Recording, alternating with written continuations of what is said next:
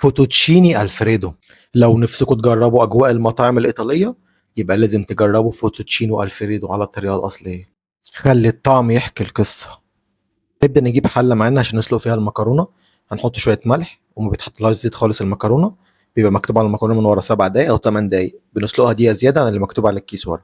هنجيب صدور البانيه ونقطعها بالنص كده بحيث ان هي تستوي معانا على طول ما تاخدش وقت على النار. ونبدا نتبلها. هنحط ملح، فلفل اسمر، ونحط بابريكا مدخنه معلقه من كل نوع بهار، وشويه توم باودر. وبعد كده اهم حاجه في الوصفه دي شويه ريحان، بيديها طعم جامد جدا الريحان وبيخليها في ليفل عالي جدا. هنسيبها على الاقل ساعه في التلاجة. بعد كده نبدا نطلعها من التلاجة. هنجيب طاسه على نار متوسطه ونحط فيها زيت زيتون، ونبدا نقلبها كل دقيقتين على الوش التاني، والنار تكون متوسطه اهم حاجه. نقلبها مره او مرتين، هي كده خلاص شوحت معانا واستوت.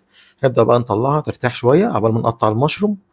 هنقطع المشروم بتاعنا سلايز. المشروم الوصفه دي مهمه جدا بالمشروم، دي الطريقه الاصليه الايطاليه. هنقطع المشروم سلايز ونبدا نشوحه في نفس الطاسه اللي احنا عملنا فيها البانيه. هنحط معلقه سمنه بلدي ونبدا نحط المشروم بتاعنا نشوحه كويس جدا، تقليبتين ثلاثه كده، وما بياخدش دقيقتين ثلاثه بالظبط. بعد كده هنجيب فصين توم مهروسين ونحطهم فوقيه. اهم حاجه الوصفه دي ما بتاخدش بصل خالص. اللي ما بيحبش المشروم ممكن تستغنوا عنه وتعملوا نفس الخطوات بالظبط من غير مشروم. هنحط فصين التوم. اول ما ريحه التوم تطلع نبدا نجيب كوبايه كريمه طهي ونحطهم عليها ونقلبها. بعد ما نقلبهم كويس جدا نبدا نجيب البهارات بتاعتنا، نفس البهارات اللي حطيناها على الفراخ: ملح وفلفل اسمر، بابريكا مدخنه، توم باودر، وشويه ريحان.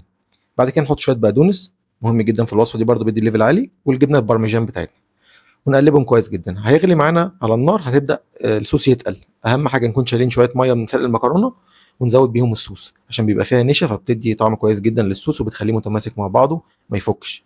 ونبدا المكرونه خلاص استوت معانا اهي، نبدا نطلعها نحطها فوق الصوص، نقلبها كويس جدا، ونقطع الفراخ بتاعتنا ونحطها فوقيه. والف هنا وشفا. يا رب الوصفه تكون عجبتكم، واتمنى تعملوا لايك واشتراك في القناه، واستنوا الوصفه الجديده.